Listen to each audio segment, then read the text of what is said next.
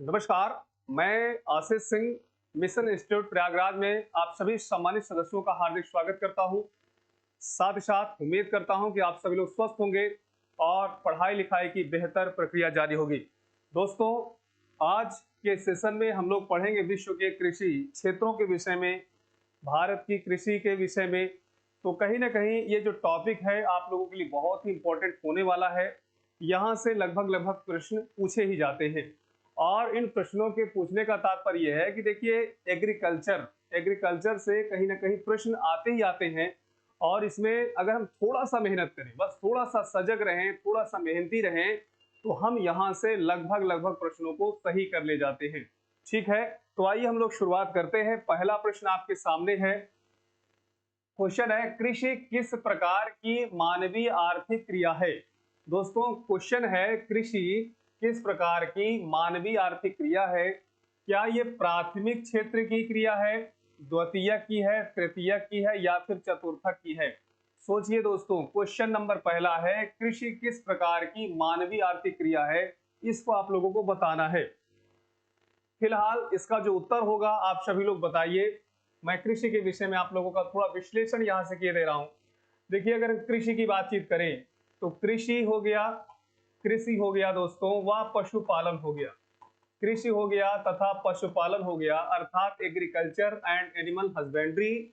ये कहीं ना कहीं जो उद्यम है वह प्राथमिक उद्योग के अंतर्गत आता है या प्राथमिक सेक्टर के अंतर्गत आता है, प्राथमिक क्षेत्र के अंतर्गत आता है। यहां से आपने सीखा कि जो कृषि है या फिर पशुपालन है उसका संबंध किससे है, प्राइमरी सेक्टर से है। ठीक।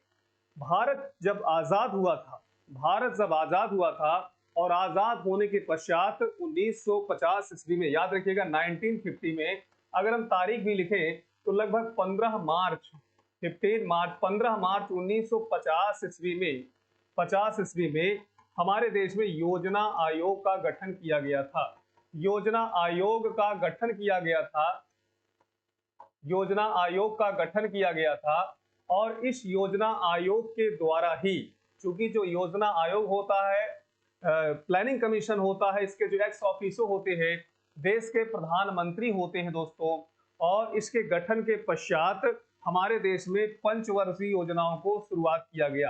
क्या पंचवर्षीय योजनाओं को जब शुरुआत किया गया तो पंचवर्षीय योजनाओं में आपने देखा कि किस प्रकार से जो पहली पंचवर्षीय योजना रही, प्रथम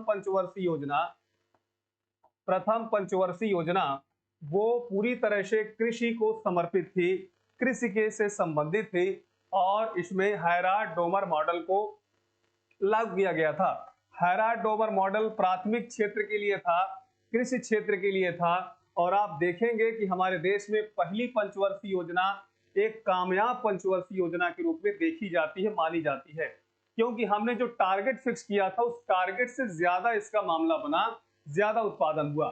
ठीक है, और इसी कारण हमने पहली पंचवर्षीय योजना के बाद द्वितीय पंचवर्षीय योजना में प्रयास किया कि हम उद्योगों को कहीं ना कहीं शामिल करें, उद्योग के लिए हम लोग आगे बढ़े। और उसमें कुछ ना कुछ विफलताएं रही, मानसून समय से नहीं आ पाया।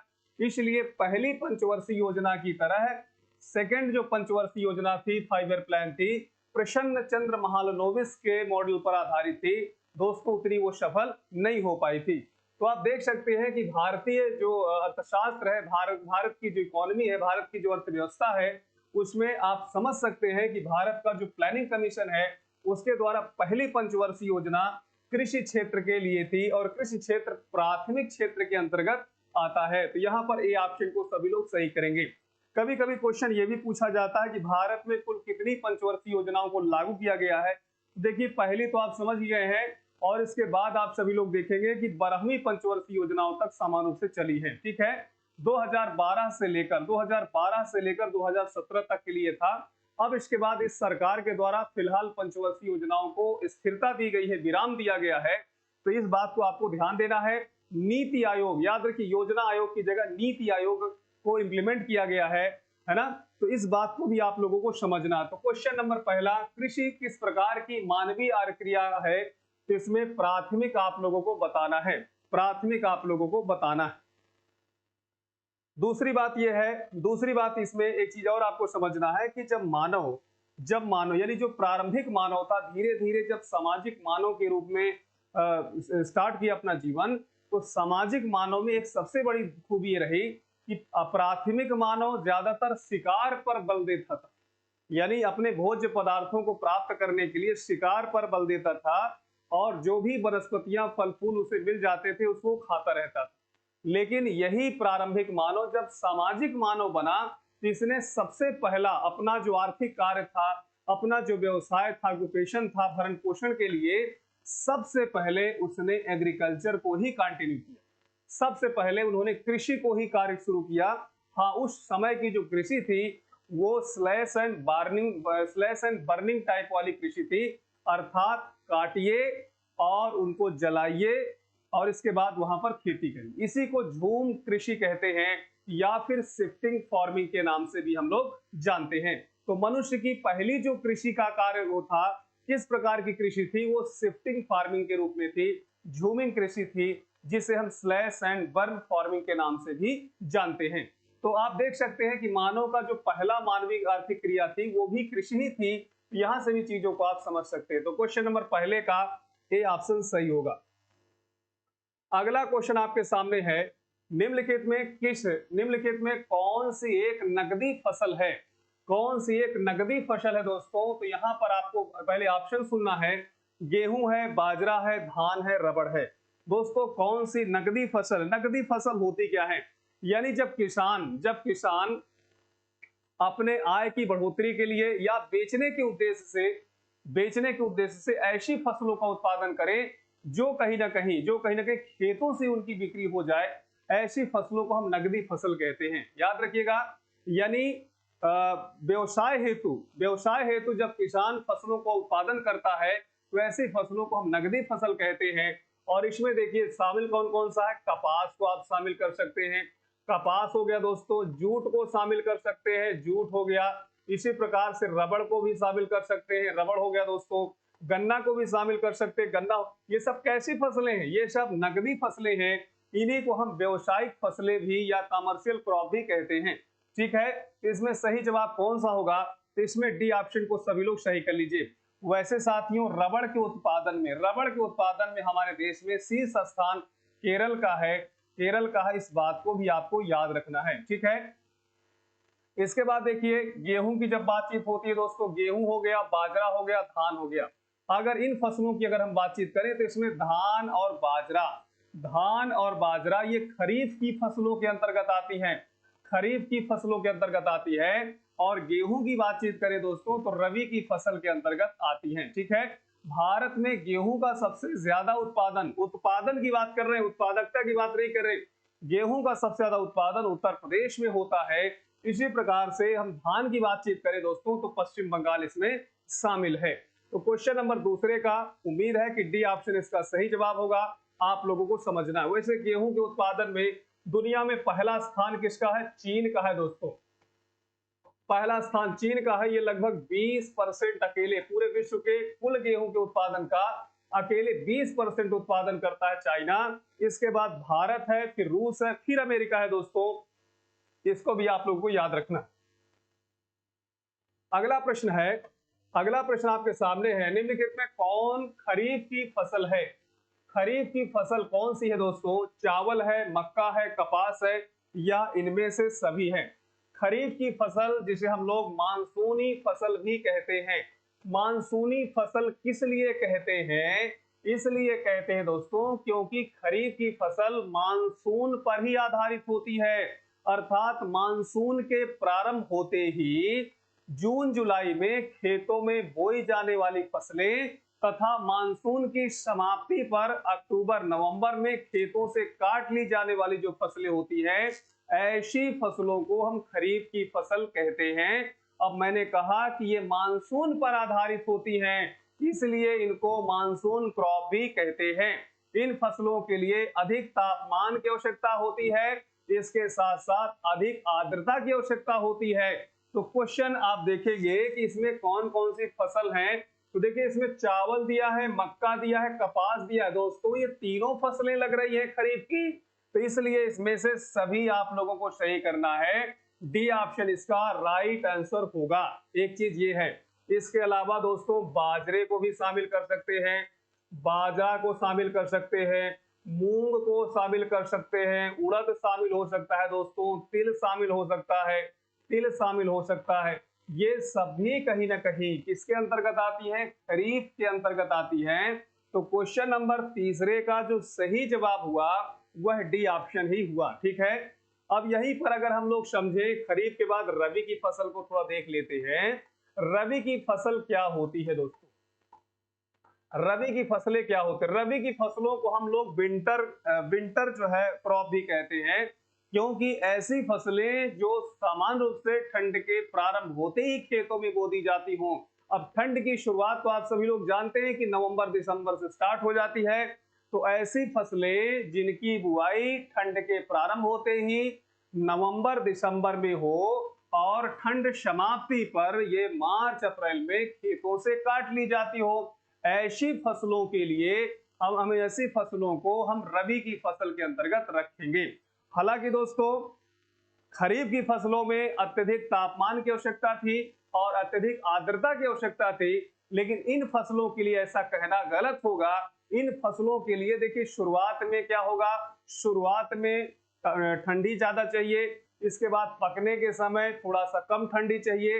इसी प्रकार हम नमी की बातचीत करें तो नमी में उतना आवश्यक नहीं होता कि धान में के खेत में जिस प्रकार हम पानी भरे रहते हैं इतना ज्यादा पानी की आवश्यकता होती है, ऐसा नहीं है दोस्तों। तो आप कह सकते हैं कि मध्यम टेम्परेचर होना चाहिए और मध्यम ह्यूमिडिटी होनी चाहिए, आर्द्रता होनी चाहिए। तो इसलिए आप देखेंगे ऐसी फसलों में रबी की फसल हम कहते हैं। इसमें देखिए गेहूं को आप शामिल कर सकते हैं दोस्तों, गेहूं हो गया, चना हो गया, चना को शामिल कर सकते हैं, मसूर को शामिल कर सकते हैं दोस्तों। इसी प्रकार से मटर को शामिल कर सकते हैं, आलू को शामिल कर सकते हैं, है ना। गेहूं हो गया, चना हो गया, मसूर हो गया, आलू हो गया, मटर हो गया, सरसों को शामिल कर सकते हैं, सरसों के साथ साथ अलसी को शामिल कर सकते हैं। ये सब कैसे, इसी प्रकार से दोस्तों बरसीम का नाम सुने होंगे, बरसीम जिसे हम जानवरों की धनिया भी कहते हैं, इनको आप शामिल कर सकते हैं किसमें? ये सभी शामिल होंगी रबी की फसलों में। ठीक है, बाजरा, मूंग, उड़द, तिल, चावल, मक्का, कपास, ये सब आपका खरीफ की फसल में। और इसके बाद रबी की फसल में गेहूं, चना, मसूर, मटर, इसी पर आलू, सरसों, अलसी, बरसीम, ये सब कहीं ना कहीं रबी की फसलों में शामिल होती हैं। इसके बाद देखिए ग्रीष्मकालीन फसलों को हम जायद की फसल कहते हैं, अर्थात ऐसी फसलें जिनकी बुआई ग्रीष्मकाल के प्रारंभ में हो जाए। इसका मतलब यह है कि उनकी बुआई अगर हम अप्रैल तक देखें और कटाई लगभग जून जुलाई तक हो जाए, तो ऐसी फसलें ग्रीष्मकालीन फसलों के अंतर्गत आती हैं। इन्हें हम लोग सब्स्टिट्यूट क्रॉप भी कहते हैं, क्योंकि इन फसलों में हम रबी में जो उगाते हैं और इसके बाद खरीफ में जो उगाते हैं उनमें से कुछ फसलों का हिस्सा इसमें हम लोग उगा लेते हैं। जैसे मूंग उड़द आप देखिए इसमें भी उगाते हैं, मूंग उड़द उगाते हैं कि नहीं उगाते हैं, तो आप समझ सकते हैं कि इसमें ये सब फसलें होती हैं। एक होता है दोस्तों वार्षिक फसल। वार्षिक फसल में हम क्या कहें, वार्षिक फसल क्या होती है, एनुअल क्रॉप क्या होती है? तो देखिए वार्षिक फसल का मतलब यह है कि ऐसी फसलें जिनके तैयार होने में लगभग 8 महीने से ज्यादा वक्त लग जाता है, ऐसी फसलों को हम वार्षिक फसल कहते हैं। जिसमें आप गन्ने को भी रख सकते हैं, जिसमें आप अरहर को भी रख सकते हैं। देखिए अरहर भी आप देखेंगे खरीफ के साथ बोई जाती है और काटी जाती है रबी के साथ, तो आप दोनों फसलों को इसमें रख सकते हैं। इसी प्रकार से आप देखेंगे तो गन्ना जो होता है, गन्ना को पेड़ी क्रॉप भी कहते हैं, अर्थात एक बार आप काट लीजिए और उसी तरह छोड़ दीजिए तो पुनः उसमें से जो है फिर से जो है वो फसल तैयार हो जाती है। ऐसी फसल को हम पेड़ी क्रॉप कहते हैं। उम्मीद है कि आप सभी लोग इसमें से बहुत अच्छे तरीके से समझ गए होंगे। आइए अगला प्रश्न हम लोग लेते हैं। अगला क्वेश्चन है, निम्नलिखित में किसकी गणना नकदी फसल के रूप में होती है? नकदी फसल, देखिए अभी अभी मैंने आपको बताया था दोस्तों कि नकदी फसलों का मामला क्या है। जब किसान अपने आय के उद्देश्य से या व्यापार के उद्देश्य से ऐसी फसलों का उत्पादन करे जो लगे हाथ खेतों से ही बिक जाए, उसे हम क्या कहते हैं? कमर्शियल क्रॉप कहते हैं या नकदी फसल कहते हैं। अब आप ही बताइए, इसमें कपास को शामिल करना है। कपास कहाँ, तो आप ही बताइए जो कपास का उत्पादन होता है, कपास एक that is a raw material for the cloth industry या टेक्सटाइल इंडस्ट्री। तो अब किसान थोड़ी ना इंडस्ट्री लगा के बैठा रहता ना, लेकिन कहीं ना कहीं कच्चा पदार्थ ये उसने उत्पादन कर लिया और लगे हाथ जो है देखिए इंडस्ट्री के लोगों ने उसको मिल मालिकों ने खरीद लिया। तो कपास हो गया। कपास को दोस्तों हम लोग क्या कहते हैं? सिल्वर फाइबर कहते हैं, सिल्वर फाइबर कहते हैं। और इसकी उपयोगिता के कारण इसे व्हाइट गोल्ड भी कहते हैं, व्हाइट गोल्ड भी कहते हैं। याद रखिएगा दोस्तों, हमारे देश में मुंबई जो नगर है वो मिलों का सेंटर है, इसलिए मुंबई को भारत का कार्टनोपोलिस कहा जाता है, कार्टनोपोलिस कहा जाता है। और अहमदाबाद को भारत का मानचेस्टर कहा जाता है, मानचेस्टर कहा जाता है। इसके अलावा आप कानपुर का नाम सुने होंगे, कानपुर को उत्तर भारत का मानचेस्टर कहते हैं। और कोयम्बटूर की बातचीत करें दोस्तों तो इसे दक्षिण भारत का मानचेस्टर कहते हैं। ठीक है, इसके अलावा भाटिंडा का नाम सुने होंगे दोस्तों, भाटिंडा हो गया, लुधियाना हो गया, ये वूलन क्लॉथ के लिए है। कानपुर में अंग्रेजों के द्वारा देखिए लाल इमली, याद रखिए लाल इमली नामक स्थान पर गर्म कपड़ों के लिए बहुत बड़ी फैक्ट्री खोली गई थी और जाते जाते वो जो है पूरी तरह से उसको नष्ट करके चले गए। तो लाल इमली किस लिए जो है प्रसिद्ध है? तो वह है आप देखेंगे गर्म कपड़ों के लिए या फिर ऊनी कपड़ों जिसमें मफलर बनता था, स्वेटर बनते थे, कंबल बनते थे, इसी प्रकार ग्लव्स बनते थे, सॉक्स बनते थे, ये तमाम चीजें बनते थे। अंग्रेजों ने बहुत शानदार ये फैक्ट्री लगाई थी और ये फैक्ट्री बिल्कुल उसी प्रकार से थी जिस प्रकार से मर्सी नदी के किनारे लिवरपूल स्थित है। लिवरपूल में जिस प्रकार से इंडस्ट्री थी, जिस प्रकार से मानचेस्टर भी मर्सी नदी किनारे इंग्लैंड में है, तो उस मानचेस्टर के हिसाब से पूरा का पूरा जो इंडस्ट्री अंग्रेजों ने स्थापित किया कहां पर? तो अहमदाबाद में। तो देखिए कंपैरिजन भी उसी हिसाब से किया जाता है। ठीक है, तो लाल इमली कहां पर स्थित है? तो कानपुर में, उत्तर प्रदेश में है। इसलिए फेमस है? तो गर्म कपड़ों के लिए फेमस था। ठीक है, अंग्रेजों के द्वारा ये एस्टैब्लिश इंडस्ट्री थी। तो ये सब आपको समझना है। दूसरा, तो ये कपास क्या हो गया दोस्तों? कपास एक प्रकार से नगदी फसल हो गया। अगर हम जूट की बातचीत करें, जूट की बातचीत करें दोस्तों, तो जूट को हम लोग क्या कहते हैं? गोल्डन फाइबर कहते हैं, गोल्डन फाइबर कहते हैं। जिस प्रकार से दोस्तों कपास का काम है कि सूती वस्त्र उद्योगों को आगे बढ़ाना, इसी प्रकार जूट से है सुतली है, कंबल है, टाट है, पट्टी है, इसके बाद लिनन के कपड़े हैं, ये कहीं ना कहीं बड़े स्तर पे बनाए जाते हैं। और जूट देखिए, एक तरफ आपको समझना कि भारत का जो पश्चिमी भाग रहा, गुजरात, महाराष्ट्र और मध्य प्रदेश का जो क्षेत्र रहा, यह व्हाइट गोल्ड के लिए जाना गया, व्हाइट गोल्ड के लिए जाना गया। ये पूरी तरह से व्हाइट यानी कॉटन बेल्ट का रीजन रहा। और दूसरी तरफ आप देखेंगे बंगाल या फिर बांग्लादेश का जो रीजन है, अर्थात अर्थात ब्रह्मपुत्र नदी है, जो ब्रह्मपुत्र नदी है और गंगा नदी का जो बेसिन है, जो डेल्टा क्षेत्र है, उस डेल्टा क्षेत्र में जूट का बहुत ज्यादा उत्पादन होता था। बंगाल विभाजन के पश्चात आपने देखा ये भाग हालांकि बट गया। तो ये जूट के लिए जाना जाता है दोस्तों पूर्वी क्षेत्र, और कपास के लिए यानी व्हाइट गोल्ड के लिए जाना जाता है पश्चिमी क्षेत्र, और इसके बाद आप जानते हैं कि गोल्डन फाइबर के लिए जाना जाता है पूर्वी क्षेत्र। ठीक है, वैसे भी बंगाल के विषय में कहावत है कि पहले अगर हम कपड़ा मिलों की बातचीत करें, कपड़ा मिलों में देखिए हमेशा मुंबई का नाम आया, कलकत्ता का नाम आया। कलकत्ता के विषय में कहा भी जाता ले लत्ता चल कलकत्ता। वैसे भी कलकत्ता के लोगों का जो परिधान होता आपने देखा होगा कि बहुत नवाबी किस्म का होता है ना, नवाबी किस्म का होता है। लॉन्ग ओवरकोट पहनते हैं, बढ़िया शानदार जो है कपड़े पहनते हैं। इसका मतलब यह है कि ये दोनों जो क्षेत्र है हमारे देश के लिए बहुत ही ज्यादा समृद्ध रहे, है ना। धीरे धीरे करके बंगाल में कुछ ऐसी स्थितियां उत्पन्न हुई और इसका जो है भारत की जीडीपी में योगदान कम होता चला गया। एक जमाना था कि सबसे ज्यादा योगदान इसका रहता था, आज कहीं ना कहीं गुजरात का सबसे ज्यादा योगदान रहता है। ठीक है, तो देखिए जूट को भी नकदी फसल में रखा है। अब चाय की बातचीत करते दोस्तों, चाय हो गया, कॉफी हो गया, चाय हो गया, कॉफी हो गया, रबड़ की बातचीत करें, ये सब क्या है? ये सब नकदी फसलें हैं। गन्ने की बातचीत करें दोस्तों, गन्ना हो गया, ये सभी क्या है? नकदी फसलें। तो कपास, जूट और चाय, इसमें से सभी निम्नलिखित में किसकी गणना नकदी फसल के रूप में होती है? तो भैया तीनों की होती है। डी ऑप्शन को सभी लोग लगाइए, डी ऑप्शन को सभी लोगों को सही करना। अगला प्रश्न आपके सामने ये रहा, निम्नलिखित में कौन खरीफ की फसल नहीं है? खरीफ की फसल नहीं है, बताइए दोस्तों।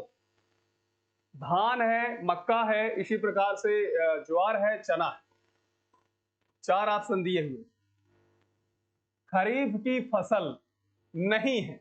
इसका मतलब यह है कि रबी की हो सकती है, या फिर जायद की हो सकती है, लेकिन खरीफ की नहीं होनी चाहिए। तो धान इसमें दिया हुआ है, मक्का दिया है, ज्वार दिया है, चना दिया है, खरीफ की फसल नहीं है। आप ही बताइए साथियों, धान का उत्पादन खरीफ के अंतर्गत होता है, ठीक है। मक्का का उत्पादन खरीफ की फसल के अंतर्गत आता है। ज्वार ये भी खरीफ के अंतर्गत आता है। चना तो रबी के अंतर्गत आता है ना, चना दोस्तों रबी के अंतर्गत आता है। इसलिए यहाँ पर डी ऑप्शन को सभी लोगों को सही करना है। आपने व्याख्या सुना होगा क्वेश्चन नंबर 3 और 4 की, यहां से भी चीजों को आप स्पष्ट कर सकते हैं। अगला प्रश्न आपके सामने है, क्वेश्चन है, ध्यान दीजिएगा सभी लोग। निम्नलिखित में कौन मुद्रादायनी फसलों का समूह है? भाई मुद्रादायनी बात तो वही हो गई ना, ऐसी फसलें जिनका उत्पादन अपने आय को बढ़ाने के लिए या फिर समान रूप से मुद्रा अर्जित करने के लिए हो, तो ऐसी फसलों को हम क्या रखेंगे बताइए। ए ऑप्शन में कपास दिया है, चाय दिया है, आलू दिया है, जूट दिया है। सभी लोग सोचिए, दूसरे में है चावल है, मक्का है, मटर है। तीसरे में है कपास, गेहूं और मक्का। चौथे में है चावल, मक्का और चना। देखिए इसमें से मुद्रादायनी जो फसलें हैं, आप कपास को रखिए। कपास इसलिए रखिए दोस्तों क्योंकि ये टेक्सटाइल इंडस्ट्री के लिए, वस्त्र उद्योग के लिए एक कच्चा मटेरियल प्रोवाइड कराता है। इसी प्रकार से जूट को भी शामिल करिए, तो ठीक है, कपास और जूट हो गया। एक को व्हाइट गोल्ड कहते हैं, यानी गोल्डन, इसको हम जो है क्या कहते हैं, सिल्वर फाइबर कहेंगे, और इसको हम गोल्डन फाइबर कहेंगे। चाय एक पेय पदार्थ है दोस्तों। असम में जाएंगे तो असम में आप सभी लोग जानते हैं, असम हो गया, पश्चिम बंगाल हो गया, जिसमें मार्गरीटा क्षेत्र हो गया, सुरमा घाटी क्षेत्र हो गया, कार्बी एंगलोंग हो गया, दार्जिलिंग हो गया, सिलीगुड़ी हो गया। ये जो सब क्षेत्र है ना, ये हमारे देश में चाय उत्पादन के लिए बड़े महत्वपूर्ण हैं, ठीक है। वैसे असम चाय के लिए जाना जाता है। और आलू की लिए बातचीत करें दोस्तों, तो उत्तर प्रदेश में तो आलू की भरमार होती है। भारत में शीर्ष स्तर पर आलू के उत्पादन में उत्तर प्रदेश का ही स्थान है। तो कुल मिला के आप देखेंगे मुद्रादायनी फसलों में कपास, चाय, आलू और जूट, इसको ही आप लोगों को रखना है। ए ऑप्शन इसका राइट आंसर होगा। अगला प्रश्न है, ध्यान दीजिए दोस्तों, क्वेश्चन को ध्यान समझिएगा। सर्वप्रथम कृषि प्रदेशों का विश्व वर्गीकरण किसने प्रस्तुत किया था? देखिए दोस्तों, एक टॉपिक हमने आपको पढ़ाया था मृदा से संबंधित, पढ़ाया था। और देखिए मृदा से ही मिलता जुलता यहाँ पर आ गया कृषि, ठीक है। तो थोड़ा सा दोनों को हम लोग कंपैरिजन करते हम लोग चलेंगे। मृदा जो है, मृदा के लिए हमने कहा था कि मृदा लैटिन भाषा के सोलम शब्द से बना है, और ग्रीक भाषा के पेडो शब्द से बना है। इसका मतलब यह है कि सोलम और पेडो ये दो शब्द, अगर लैटिन भाषा में आपसे पूछे तो आपको सोलम बताना है, और ग्रीक भाषा में पूछे तो पेडो में बताना है। The systematic and scientific study about the soil, अर्थात मृदा के विषय में क्रमबद्ध और वैज्ञानिक जो अध्ययन होता है उसको हम क्या कहते हैं? मृदा विज्ञान कहते हैं, अर्थात पेडोलॉजी कहते हैं। दोस्तों याद रखिएगा, पेडोलॉजी कहते हैं, मृदा विज्ञान कहते हैं। और फादर ऑफ पेडोलॉजी वी डकाचेफ साहब को कहा जाता है, ठीक है। इन्होंने ही देखिए पेडोजेनेसिस की भी definition the, the birth of soil. चूंकि पेडो मतलब सॉइल होता है और जेनेसिस का मतलब होता है बर्थ, है ना। तो मृदा का निर्माण या फॉर्मेशन ऑफ द सॉइल या फिर birth of the soil, that is called paedogenesis. तो यहाँ पर बी डकाचेफ को फादर ऑफ पेडोलॉजी कहा गया। अब देखिए आगे समझिए, सर्वप्रथम कृषि प्रदेशों का विश्व वर्गीकरण। देखिए अभी भी थोड़ा सा इसमें एक पॉइंट याद करना है। अब बात आती है मिट्टी के वर्गीकरण की बातचीत। देखिए मिट्टी के वर्गीकरण के लिए बी डकाचेफ महोदय साहब ने कहा कि संपूर्ण विश्व की मृदा है, ये 3 तरीके से बांटी जा सकती है। एक है जोनल सॉइल दोस्तों, दूसरा है अजोनल सॉइल है ना। यानी एक होता है दोस्तों जोनल सॉइल है, अजोनल सॉइल है, और एक आपका इंट्रा जोनल सॉइल है। यानी 3 प्रकार की मिट्टी में इसको बांटने का कार्य किया। हालांकि हमारा जो ICAR है, Indian council for agriculture and research के द्वारा भारत में 8 प्रकार की मिट्टी के विषय में बताया गया है। तो ये तो मिट्टी के विषय में रही बात। अब कृषि के विषय में समझते हैं दोस्तों। सबसे पहली बात तो यह है कि जो कृषि है वो प्राथमिक क्षेत्र से संबंधित है, प्राइमरी सेक्टर से संबंधित है। भारत में जो नियोजन अर्थात जो प्लानिंग जो है हमारे देश में इंप्लीमेंट किए गए थे 1951 में, 1 अप्रैल 1951 में फर्स्ट 5 ईयर प्लान इंप्लीमेंट किया गया था। उसमें आपने देखा होगा कि जो प्राइमरी सेक्टर था, एग्रीकल्चर था, उसी को समान रूप से उसमें बढ़ावा दिया गया था। ठीक है, तो पहली बात तो जो कृषि है वो प्राथमिक क्षेत्र के अंतर्गत आता है। दूसरी बात यह है कि कृषि के लिए देखिए तापमान है, जलवायु तापमान है, आर्द्रता है, इसी प्रकार से वहां का जो विपणन व्यवस्था है, मार्केटिंग जिसे कहते हैं, ये सब उसके लिए बहुत ही इंपॉर्टेंट होते हैं। ये उद्योगों के लिए रॉ मटेरियल प्रोवाइड कराता है। अब कृषि के विषय में अगर हम कहें तो according to climatic condition Bharat में खरीफ की फसल, रबी की फसल और जायद की फसल, 3 प्रकार की फसलों का उत्पादन होता है। हालांकि इन्हीं फसलों में से आप देखेंगे जो कमर्शियल क्रॉप होता है उसको भी हम लोग कहीं ना कहीं रखते हैं। कमर्शियल क्रॉप में यह है कि मुद्रा अर्जन करने के लिए किसानों द्वारा ज्यादातर इन फसलों का उत्पादन किया जाता है। अब यहाँ पर आपको लिखना है कि सर्वप्रथम कृषि प्रदेशों का विश्व वर्गीकरण किसके द्वारा प्रस्तुत किया गया है, तो इसमें स्टाम्प महोदय दिया हुआ है, इसी प्रकार सैम्पल महोदय हैं, विटलसी महोदय हैं या फिर वान थ्यूमेन है। देखिए इसमें से 2 शब्दों को यहाँ पर हटाइए, इनको आपको याद रखना। जिस प्रकार यहाँ बी डकाचेव को फादर ऑफ पेडोलॉजी कहा गया, इसी तरह आप देखेंगे कि डी विटलिस आपको जो है फादर ऑफ एग्रीकल्चर क्लासिफिकेशन कहा जाएगा। तो यहाँ पर सी ऑप्शन को सही करना है। अगला क्वेश्चन है विश्व के कृषि प्रदेश का सर्वाधिक मान्य सीमांकन है किनका है भाई? क्या ए ऑप्शन अर्थात विटलसी साहब का है या स्टाम साहब का है, आई खोखर साहब का या फिर ओ जॉनसन साहब का है?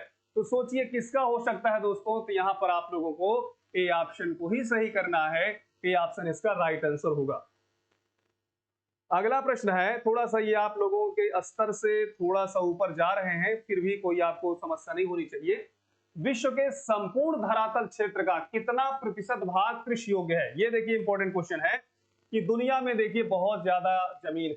आप सभी लोग जानते हैं कि लगभग आप लोगों को समझना चाहिए कि हमारे इस पूरे पृथ्वी में लगभग 71% तो हाइड्रोस्फीयर है।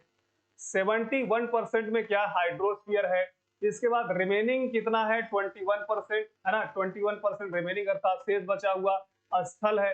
अब ये क्वेश्चन कह रहा है संपूर्ण विश्व का मतलब ये 21% या स्थलीय भाग में कृषि के लिए कितना जो है सामान्य रूप से कृषि योग्य भूमि है, परसेंटेज है। क्या 1% है, 5% है, 11% है या फिर 51% है? तो इसके लिए दोस्तों इसको याद ही करना पड़ेगा, इसका और कोई फार्मूला नहीं है। इसको आपको याद ही करना पड़ेगा कि अप्रोक्स 11% जो भाग है वह क्या है? कृषि योग्य है। ठीक है, तो इसको आप लोगों को याद ही रखना है, बहुत इंपॉर्टेंट क्वेश्चन है। ठीक है, भारत में अगर आप लोग देखेंगे दोस्तों तो भारत में आप सभी लोगों को हमने बताया था कि 43% भाग में मैदान पाए जाते हैं, मैदान पाए जाते। इसका मतलब यह है कि मैदानों में तो कृषि होगी होगी, मैदानों में तो कृषि होगी होगी। और भारत एक ऐसा देश है चूंकि पॉपुलेशन बहुत ज्यादा है, तो उसने ना तो पठार छोड़े हैं, ना तो पहाड़ छोड़े हैं, ना तो मरुस्थल छोड़े हैं। मैदान तो छोड़ने वाली बात ही नहीं है ना। हर जगह कृषि कार्य होता है। बस ये है कि पहाड़ों में जाएंगे तो आपको दूसरी तरह की फार्मिंग मिलेगी, जैसे फ्रूट्स वगैरह का ज्यादा उत्पादन होता है। इसी प्रकार से मैदानी क्षेत्र में आप जाएंगे तो जितनी भी फसलें होती, खरीफ की फसलें, रबी की फसलें तथा जायद की फसलें, इनका उत्पादन ज्यादा होता है। ठीक है, पठारी क्षेत्र में आप देखेंगे तो पल्सेस क्रॉप ज्यादा उत्पादन होते हैं। फिलहाल विश्व की अगर हम बातचीत करें तो 11% इसका सही जवाब होगा। अगला क्वेश्चन है, वान थ्यूनेन ने अपना कृषि अवस्थित सिद्धांत किस वर्ष दिया था? वान थ्यूनेन महोदय साहब है, उन्होंने कृषि के लिए बहुत महत्वपूर्ण सिद्धांत दिया। ये दिया था उन्होंने दोस्तों 1826 ईस्वी। कब दिया था उन्होंने? 1826 ईस्वी में, 1826 में दोस्तों उन्होंने अपने सिद्धांत को दिया था। अगला है, वान थ्यूनेन ने अपने कृषि अवस्थित सिद्धांत में केंद्र के चारों ओर कितनी पेटियों की संख्या बताई थी दोस्तों? ये सब याद करने वाले क्वेश्चन, इनको याद रखिएगा। इसमें 6 दिया है, 7 दिया है, 9 दिया, 10 दिया है, तो इसमें आपको 6 याद करना है। 6 ही इसका सही जवाब होगा। ठीक है, और इसका देखिए 12वां है, वान थ्यूनेन का कृषि अवस्थित सिद्धांत किस पर आधारित था? तो इसमें आपको बताना है फसल प्रतिस्थापन पर। बी ऑप्शन को सभी लोग तय करना। अब इसके बाद देखिए हम लोग अगले क्वेश्चन पे चलते हैं। विश्व का सबसे बड़ा गेहूं उत्पादक देश कौन सा है? विश्व का सबसे बड़ा गेहूं उत्पादक देश कौन सा है? क्या चीन है, भारत है, संयुक्त राज्य अमेरिका या फिर फ्रांस है? दोस्तों अगर हम चीन की बातचीत करें तो चीन गेहूं तथा चावल के उत्पादन पर शीर्ष स्थान पर। गेहूं तथा चावल के उत्पादन पर शीर्ष स्थान पर है। चीन की अगर हम लोग बातचीत करें तो ये पूरे विश्व के कुल गेहूं उत्पादन का अकेले 20% उत्पादन करता है। कितना दोस्तों? 20%। अब बाकी जो बचा हुआ कितना परसेंट है, जो भी परसेंट बाकी बचा हुआ है, उसमें देखिए इंडिया को आप शामिल करिए, रूस को शामिल करिए, अमेरिका को शामिल करिए, फिर जब कहीं ना कहीं देशों की संख्या इस प्रकार से जाती है तो विश्व का सबसे बड़ा गेहूं उत्पादक जो देश है वो कहीं ना कहीं चाइना। ये दोस्तों अब की स्थिति है। एक जमाना था कि हमारा गेहूं के उत्पादन में दूर दूर तक कोई स्थान नहीं रहता था। गेहूं के उत्पादन में दूर दूर तक कोई स्थान नहीं रहता था, क्योंकि हमारी जो खेती की व्यवस्था थी वो पूरी तरह से, आप देखेंगे, वो पूरी तरह से क्लासिकल फार्मिंग पर डिपेंड थी। क्लासिकल फार्मिंग का मतलब यह है कि जो भी हमने प्रोड्यूस किया अनाजों को, उसी में से कुछ क्वांटिटी हमने रख दिया और जैसे ही अगला समय आया तो उसी अनाज को हमने फिर से खेतों में बो दिया। अर्थात परंपरा का मतलब यह है कि जो चीज हमने उत्पादन किया उसी चीज से हम उत्पादन ले रहे हैं और उसमें कोई वैज्ञानिकी विधि का प्रयोग नहीं कर रहे। तो कहीं ना कहीं आप सभी लोग जान सकते हैं कि 1960 के दशक में 1960 के दशक में कहीं ना कहीं हमारे सामने समस्या आई। समस्या ये आई कि हमारे यहाँ अनाजों का पहली बात तो कम उत्पादन होता रहा, और जब कम उत्पादन होता रहा, जनसंख्या ज्यादा होती रही, तो उसका समस्या कहीं ना कहीं भुखमरी बना। इसलिए 1960 के दौर पर आप देखेंगे, 1960 में ही उत्तराखंड के देहरादून में, ध्यान दीजिए दोस्तों, कहां पर? देहरादून में भारत का पहला कृषि विश्वविद्यालय स्थापित किया गया, जिसका नाम था पंतनगर कृषि विश्वविद्यालय, पंतनगर कृषि विश्वविद्यालय। और 1966 की बातचीत करें, 1965 और 66 की, तो इस दौरान आपने देखा होगा कि एम एस स्वामीनाथन दोस्तों, ये कोई राजनयिक नहीं है, ये हमारे देश की कृषि वैज्ञानिक हैं। और इसके बाद हमारे देश के जो महान लीडर थे लाल बहादुर शास्त्री साहब के द्वारा दोस्तों बहुत ज्यादा प्रयास किया गया। लाल बहादुर शास्त्री साहब के विषय में यही कहा जाता है कि वो दिखने में तो परंपरागत लगते थे, लेकिन उनकी जो सोच थी वो कहीं ना कहीं क्लासिकल नहीं थी। इसलिए उन्होंने एम एस स्वामीनाथन साहब से कहा था कि आपको तो कम से कम भारत की भुखमरी दिखनी चाहिए, भारत के किसानों में जो कहीं ना कहीं एक मैसेज जा रहा है नेगेटिविटी का, इसको कहीं ना कहीं समाप्त करना होगा। तो आप तो कृषि वैज्ञानिक है, कुछ ना कुछ आपको सुझाना चाहिए, बताना चाहिए। तब जाके देखिए एम एस स्वामीनाथन साहब अमेरिका जाते हैं, नॉर्मन बोरलॉग साहब से हाइब्रिड बीजों के विषय में सीखते हैं और उसका पहला प्रयोग देखिए पश्चिमी उत्तर प्रदेश, पंजाब तथा हरियाणा की धरती पे करते हैं। और मैं आपको बता दूं कि 1965 ईस्वी में हमारे सामने बहुत बड़ी समस्या थी। पहली बात तो यह है कि 1961 का एक वार हुआ इंडो चाइना, इसके बाद 1965 का इंडो पाकिस्तान वार हुआ, तो जो दो बड़े युद्ध थे, और तीसरी बड़ी समस्या थी सूखे की। और इसलिए हमने जो तीसरी पंचवर्षीय योजना थी दोस्तों, समय से पहले हमें बंद कर देना पड़ा। उसका कारण यही था कि हमारे पास इस पंचवर्षीय योजना को चलाने के लिए पर्याप्त एसेट नहीं था। तो इसलिए 1966 से लेकर 1966 टू 1969 तक हमने योजना को ही अवकाश दे दिया कि भैया छुट्टी में तुम जाओ। और छुट्टी पे जाने का मतलब ये थोड़ी ना होता है कि हम बस दिन भर कपड़े धोए और इसके बाद सो गए। छुट्टी का मतलब ये होता है कि हमने जो कार्य किए उस छुट्टी में, अब उस कार्य का क्या इफेक्ट रहा, यानी क्या उसकी डिमेरिट रही, क्या उसकी मेरिट रही, उस चीज को समझने का मौका मिलता है। भारत में जब जब समस्या आई दोस्तों, मैं आपको बता दूं, भारत में जब जब समस्या आई, भारत ने कहीं ना कहीं थोड़ा सा पीछे तो हल्के से मुड़े, लेकिन इसके बाद बहुत तेजी के साथ हम लोग आगे बढ़े। आप सोचिए, अगर तीसरी पंचवर्षीय योजना के समय ये समस्या नहीं आती तो हम कहीं ना कहीं परंपरागत खेती को करते ही रहते, और आज हमारे पास जो जनसंख्या उसका हम भरण पोषण तो नहीं कर पाते, हमारे भी हालात श्रीलंका जैसे हो जाए। इसलिए आप लोगों ने देखा कि हमने अवकाश लिया और एग्रीकल्चर के क्षेत्र में इतना असाधारणीय काम किया कि 1970 में अमेरिका की ही एक वैज्ञानिक थे विलियम गॉड, उनको कहना पड़ा कि भारत में हरित क्रांति होगी। नहीं, उनका ये स्टेटमेंट था कि भारत में जब भी इस तरह की समस्या आती है, भारत दूसरों के सामने गिड़गिड़ाने लगता है। इस प्रकार का स्टेटमेंट उन्होंने दिया था और हमने ये साबित करके दिखा दिया 1970 में कि भारत एक एग्रीकल्चर प्राइम कंट्री है। ठीक है, 1969 की बातचीत करें दोस्तों, विक्रम साराभाई का नाम सुने होंगे दोस्तों, विक्रम साराभाई। विक्रम साराभाई के नेतृत्व में ही देखिए किस प्रकार से हमारे देश में इसरो की स्थापना की गई। तो ये कब ऐसा हो रहा है, ये कब ऐसा हो रहा है दोस्तों, जब हमारे देश में दिक्कत का माहौल है। इसका मतलब यह है कि भारत समस्याओं के पश्चात तेजी से आगे बढ़ा, समस्याओं के पश्चात तेजी से आगे बढ़ा है। तो देखिए पूरा का पूरा तो हम भैया जो क्रेडिट देना चाहेंगे मैं स्वामीनाथन साहब को देना चाहेंगे, और उनसे पहले अपने लाल साहब को देना चाहेंगे, लाल बहादुर साहब को देना चाहेंगे, जिन्होंने कुछ इस प्रकार का इनिशिएटिव लिया। और जब इस प्रकार का इनिशिएटिव लिया तो सोचिए, एक समय था जब हम 60 करोड़ लोगों को भोजन नहीं दे पा रहे थे, 2 टाइम का, सोचिए 2 टाइम का भोजन नहीं दे पा रहे थे। और आज उन्हीं के बदौलत हमारा देश इतना ज्यादा आगे बढ़ गया कि आज हम 142 करोड़ जनसंख्या में, मैंने सुना है 80 करोड़ लोगों को फ्री में अनाज मिल रहा है। 80 करोड़, सोचिए अमेरिका 80 करोड़ होने में भी 100 साल लग जाएगा उसको सोचिए, लेकिन 80 करोड़ लोगों को फ्री ऑफ कास्ट भोजन मिल रहा है। ये अपने आप में सोचने वाली बात है। ये हम अनाज कहीं बाहर से नहीं मंगाते, हम खुद उत्पादन करते हैं। लोगों को कहीं ना कहीं सरकार एक वेलफेयर स्टेट के माध्यम से, एक वेलफेयर जो है एक्टिविटी के माध्यम से कहीं ना कहीं बांटने का कार्य कर रही है। खैर वो सब छोड़िए, लेकिन एमएस स्वामीनाथन साहब को, लाल बहादुर शास्त्री को हम कृषि क्षेत्र के लिए दोस्तों एक बहुत महत्वपूर्ण एक लीडर के रूप में है, और एक जो है दोस्तों कहीं ना कहीं एक डिफेक्टो है और एक डीएक्टो है, कह सकते हैं, है ना। फैक्टो का मतलब हमारे लाल बहादुर शास्त्री रहे, और एक्टो का मतलब ये है कि एमएस स्वामीनाथन साहब रहे, जिन्होंने सोचिए पंतनगर कृषि विश्वविद्यालय की स्थापना की। हमारे देश में इन्हें हरित क्रांति का जनक कहा जाता है। अब इसके बाद भी समझिए 1970 ईस्वी में जब कहीं ना कहीं ये उत्पादन बढ़ गया, तो एक हमारे वैज्ञानिक थे, उनका नाम था डॉक्टर वर्गीज कुरियन।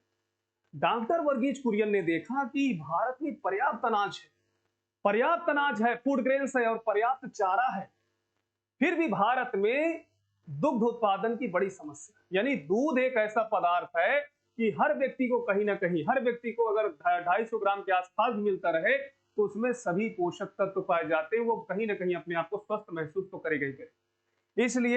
इसलिए डॉक्टर वर्गीज कुरियन साहब ने सबसे पहले पशुओं की गणना के उसमें जो है काम ध्यान दिया, और पाया कि भारत में पशु बहुत ज्यादा है लेकिन जो दुधारू पशु बड़े कम हैं।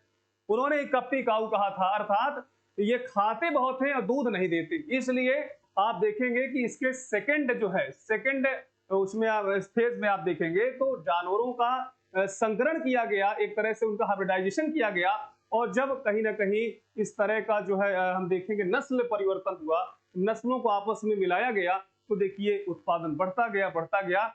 इसके बाद 1995 के पश्चात आज तक भारत एक मिल्क प्राइम कंट्री बना हुआ है ना। तो डॉक्टर वर्गीज कुरियन साहब को भी कोई नहीं भूल सकता है। तो ये सब बातें हैं भैया। भारत में इसमें लिखा विश्व का सबसे बड़ा गेहूं उत्पादक देश कौन सा है, चाइना है। बहुत से लोग ये सोचते होंगे भारत इसको कब पछाड़ेगा। अरे भाई भारत कैसे पछाड़े, आप ही बताइए कैसे पछाड़े। भारत का जो क्षेत्रफल है लगभग 32,87,263 किलोमीटर स्क्वायर है, और इसका कितना है दोस्तों, लगभग 96 लाख, अर्थात आप कह सकते हैं कि 1 करोड़ किलोमीटर स्क्वायर के आसपास। जनसंख्या देखिए कितनी है इसकी, हमसे 3 गुना ये ज्यादा है, 3 गुना ज्यादा है, और जनसंख्या हमारी जो है इन्हीं के करीब पे पहुंच चुकी है। तो आप ये भी तो सोचिए कि क्षेत्रफल ज्यादा है ना उनके पास, और जनसंख्या हमारे बराबर हो गई लगभग। यानी हम कह सकते हैं कि हम बिल्कुल बड़ी उंगली के बाद तुरंत जो है ये छोटी उंगली है, इतने में हम है ना। और कोई पॉलिसी नहीं, जब कोई पॉलिसी नहीं है जनसंख्या नियंत्रित करने के लिए, तो बताइए फिर क्या होगा मामला। 2-4 साल में ही हम इनसे आगे हो जाएंगे। और अनाज का जो उत्पादन है, अब इतने, अगर हमारे पास भी इतना एरिया हो तो हम इसको मैनेज कर लें। इसीलिए हमारे देश की जो सरकार है, उस सरकार को सोचना चाहिए, कृषि वैज्ञानिकों को हमारे सोचना चाहिए कि हम थोड़ा समुद्र की ओर भी देखें, हमें महासागरों की ओर भी देखना होगा। हमें जो है अपनी इकोनॉमी को पूरी तरह से एग्रीकल्चर प्राइम ना करके उसे ब्लू इकोनॉमी की तरफ ले जाना चाहिए। यानी जो समुद्री आहार है, मैरीन जो फूड है, उस पर भी हमें विचार करना चाहिए, है ना।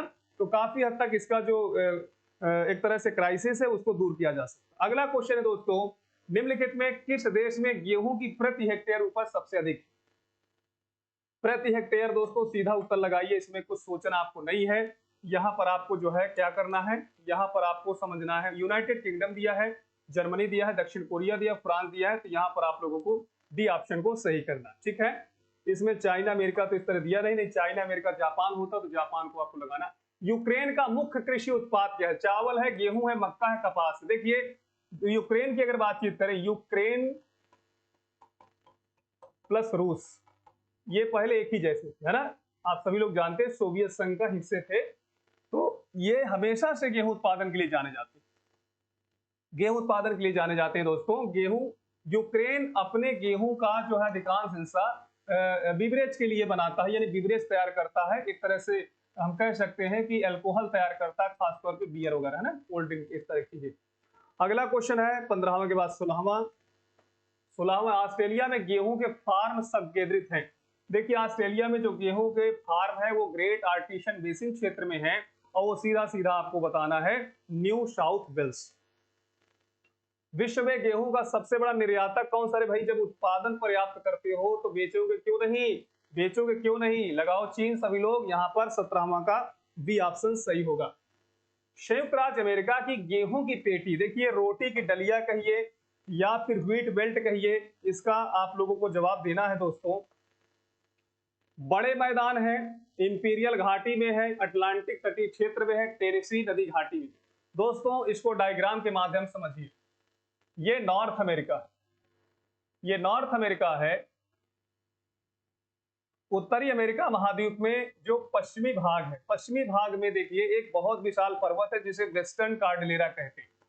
वेस्टर्न कार्डिलेरा कहिए, ये एक लैटिन शब्द है, हालांकि रॉकी पर्वत इसका नाम है, रॉकी पर्वत नाम है, जिसे हम रॉकी वेस्टर्न कार्डिलेरा के नाम से जानते हैं। वेस्टर्न मतलब पश्चिम में स्थित, ठीक है। और इधर की तरफ आप देखेंगे तो ये आपका जो है ईस्टर्न हाईलैंड है, पूर्वी उच्च भूमि। उत्तर में आप देखेंगे तो बिल्कुल लॉरेंसियन रीजन है, बर्फ से ढका रहता है। अब प्रश्न ये है कि भाई अमेरिका का जो गेहूं वाली पेटी है, व्हीट बेल्ट है, वो कौन सी है? तो देखिए ये आपका हो गया, ये आपका हो गया पूर्वी उच्च भूमि, और ये हो गया पश्चिमी उच्च भूमि। यहां से नदियां निकलेंगी पश्चिमी उच्च भूमि से, पूर्वी उच्च भूमि से नदियां निकलेंगी। इसके अलावा हमारा जो सुपीरियर झील वगैरह, यहाँ से नदियां निकलेंगी। जब ये नदियां निकलेंगी तो इसमें एक नदी है दोस्तों, उसका नाम है मिसिसिपी नदी। मिसिसिपी में आकर के टेनेसी नदी है, अराकांस नदी है, प्लेट नदी है, मिशौरी नदी है, रेड नदी है। ये तमाम नदियां आकर के मिलती हैं और एक विशाल अपवहन तंत्र का निर्माण करती है। जब विशाल अपवहन तंत्र का निर्माण करती है तो इससे निर्मित जलोढ़ मैदान जो है उसी को हम कहते हैं ग्रेट बेसिन या ग्रेट प्लेन कहते हैं। अब ये जो ग्रेट प्लेन है यही गेहूं के उत्पादन के लिए जाना जाता है। इसे व्हीट बेल्ट कहते हैं या ब्रेड बास्केट के नाम से हम लोग जानते हैं। तो कुल मिला के आप देखेंगे क्वेश्चन नंबर 18वें का जो सही जवाब होगा वो ए ऑप्शन।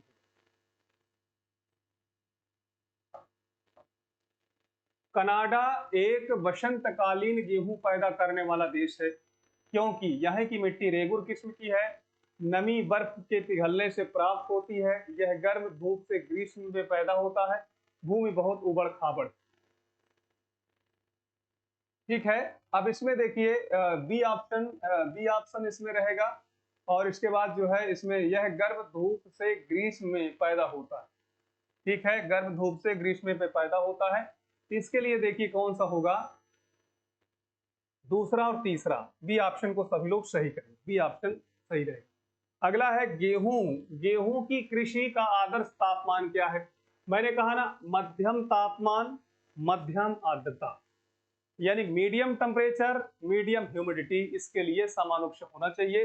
तो देखिए 10 डिग्री से 15 डिग्री होना चाहिए, 15 डिग्री से 20 डिग्री होना चाहिए, 20 से 25, 25 से 30। देखिए अगर 20 से 25 में जाएंगे, अगर हम 10 से 15 में जाएं तो गेहूं के लिए हो गया, ये गेहूं के लिए दोस्तों हो गया। 15 से 20 में जाएं दोस्तों, 15 से 20 में जाएं तो आप सभी लोग जानेंगे दोस्तों कि ये कहीं ना कहीं गेहूं के साथ साथ चावल के लिए हो गया। 20 से 25 में जाएंगे तो ये भी चावल के लिए। कुल मिला के गेहूं के लिए मैंने बताया ना कि 10 से 15 डिग्री सेल्सियस का टेम्परेचर होना चाहिए।